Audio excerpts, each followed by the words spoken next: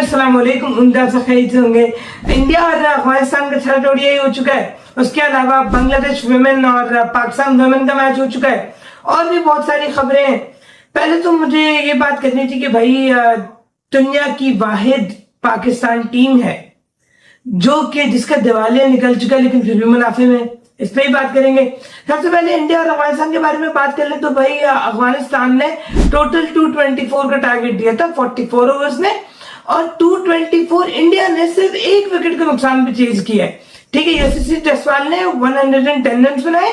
उसके अलावा Rohit Sharma almost 80 run बनाए और बेचारा 100 के बहुत करीब था। मुझे तो लग रहा था बना लेगा लेकिन नहीं बना पाया और मुझे इसका बहुत दुख है। बेचारा बना लेता तो गंभीर के मुंह पे एक तमाचा होता कि ये वर्ल्ड कप के लिए रेडी है। 2027 का जो वर्ल्ड कप आना है ओडीआई का, उसके लिए रोहित रेडी, उसके मुंह पे एक अलग वो होता, लेकिन खैर नहीं हो पाया और मैं बहुत उदास हूं उसके लिए। लेकिन इंशाल्लाह ताला आगे रोहित शर्मा विराट कोहली दोनों अच्छा परफॉर्म करेंगे और मुझे उम्मीद है कि वर्ल्ड कप भी जीते जाएंगे क्योंकि जिस तरह की अब ये परफॉर्मेंसेस दे रहे हैं, रोहित शर्मा हो, शुभमन गिल की कैप्टनसी हो, पूरी टीम जिस तरह की परफॉर्मेंसेस दे रही है उसको देखने के बाद आप ये कह ही नहीं सकते कि इंडिया को अगले 5-6 साल 7 साल कोई बीट कर सकता है। जो ऑस्ट्रेलिया की टीम नहीं थी एक टाइम पे जिसमें बहुत बड़े बड़े लेजेंड्स होते थे, ब्रेट ली, रिकी पॉन्टिंग और पता नहीं कौन कौन होता था, आज वही टाइम मुझे इंडिया का नजर आ रहा है कि इंडिया जिस तरह परफॉर्म कर रहा है अब तो वो अनबीटन है। उसको हराना मुश्किल नहीं बल्कि नामुमकिन है। उसका रीजन क्या है? उसका रीजन ये कि जब आप लड़के मेरिट पे लाते हो और गलत लड़कों को सही टाइम पे निकालते हो तो फिर यही चीजें होती है और अल्लाह ताला मदद करता है। तो कैसे भी हो अल्लाह ताला मदद करता है और दिखाता है कि बेटा तुम लोग भी सही राह पे आ जाओ वरना तुम्हारा जो हाल हो रहा है वही रहेगा और जो उनका है वो तरक्की करते रहेंगे। और ये चीज हम आजकल देख भी रहे हैं। ठीक है, एक मैच तो ये हो गया। उसके अलावा नहीं, बल्कि रुको एक बात। पहली बात तो ये कि मैंने कल प्रिडिक्ट किया था कि इंडिया और अफगानिस्तान जीतेगा और आपके भाई की प्रिडिक्शन ठीक हो गई है। इंडिया जीत गई। यार क्रेडिट तो दिया करो, तुमने क्रेडिट नहीं दिया था मुझे यार, कितनी गलत बात है।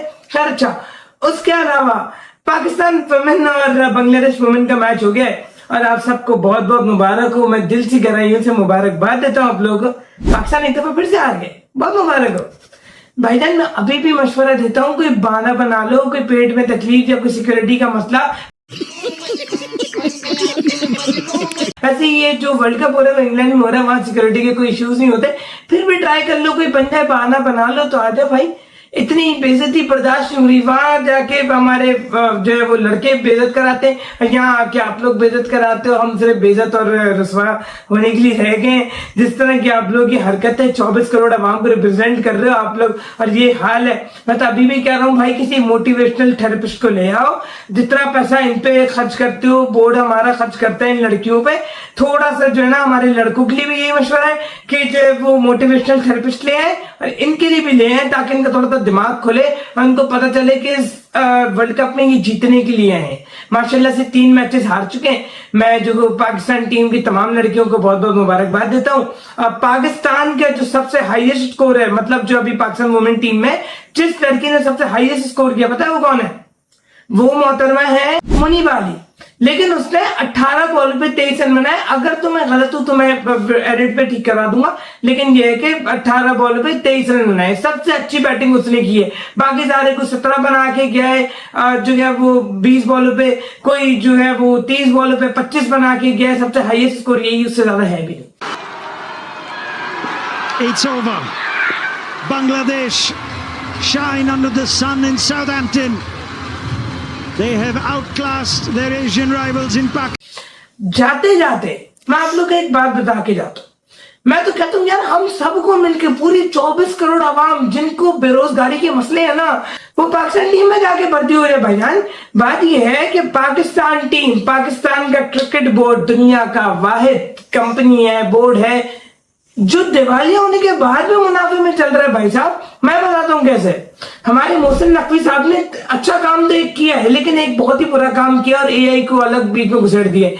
पहली बात तो ये, मोहसिन नकवी साहब कहते हैं कि जो टेस्ट के लड़के हैं वो T20 में नहीं खेलेंगे और जो क्या कहते हैं मतलब जो टेस्ट और वनडे खेलते हैं वो T20 में नहीं खेलेंगे, जो T20 के लड़के वो टेस्ट में नहीं खेलेंगे। मुझे लगता है वो अच्छा काम किया। उसका रीजन बताता हूँ। उसका रीजन ये कि T20 के 4 ओवर करने वाले लड़के, चलो अगर टेस्ट में खिला भी लो तो 10 ओवर तो करा लेंगे, लेकिन नहीं, बल्कि नहीं करेंगे क्योंकि उनके मसल भी 4 ओवर के बिल्ड हुए हैं।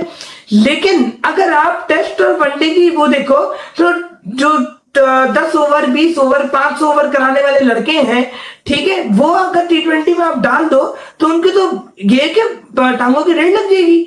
उसका रीजन क्या है कि भाई उनके मसल पे 4 ओवर की रह जाएंगे, जो अभी हम देख रहे हैं। शाहीन क्या अफरीदी, हारिस अब टेस्ट नहीं खेल रहा, लेकिन शाहीन है और नसीम है, ये जितने भी लड़के हैं जो पहले टेस्ट के लिए उनकी बॉडी फिट होती थी, अब सिर्फ 4 ओवर के रह गए। लेकिन ये 10 ओवर कराने आते हैं वनडे में, ठीक है, और 500 ओवर कराने आते हैं टेस्ट में, तो इनकी टांगों की इंजरियां जो आपको दिख रही है वो दिखती रहेंगी।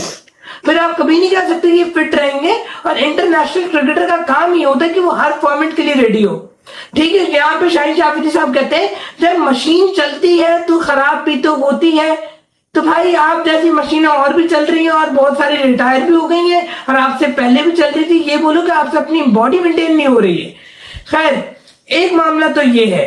तो मैं बात ये कर रहा था कि मोहसिन नकवी साहब ने ये तो अच्छा काम किया। देखो बहुत सारे लोगों को बुरा लग रहा है, मुझे मेरे हिसाब से सही है। आप लोग कमेंट में बता देना कि क्या सीन है।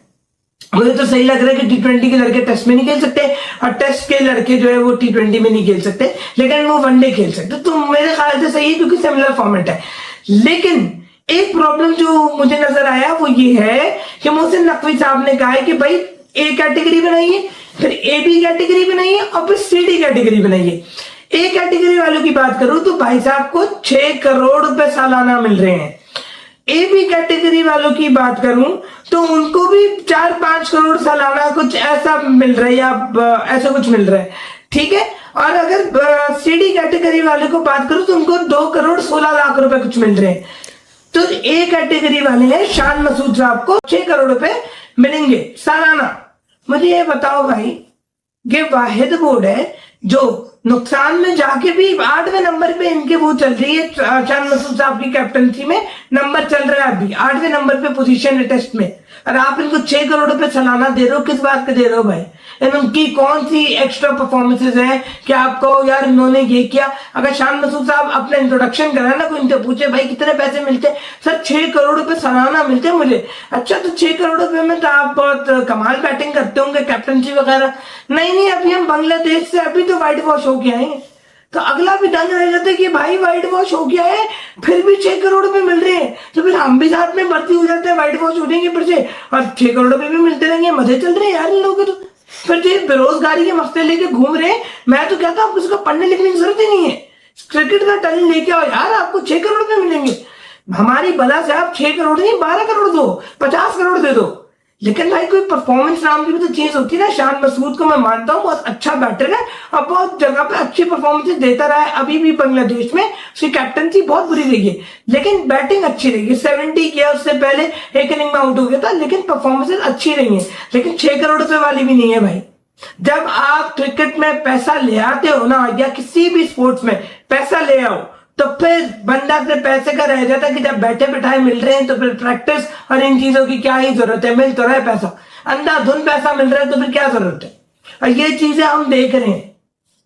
तो मामला तो वही है कि यार हम अल्लाह जाने इस PCB को क्या बोले कि 6-6 करोड़ रुपए दे रहे हैं, पता नहीं कौन से इनके पास फालतू पैसे बट रहे। अगर थोड़ा ज्यादा बट रहे थोड़ा हमें भी दे दो यार, हम भी बेरोजगार बैठे। खैर, आज की वीडियो के लिए इतना ही, फिर मिलेंगे एक नई वीडियो में, तब तक के लिए अल्लाह हाफिज़।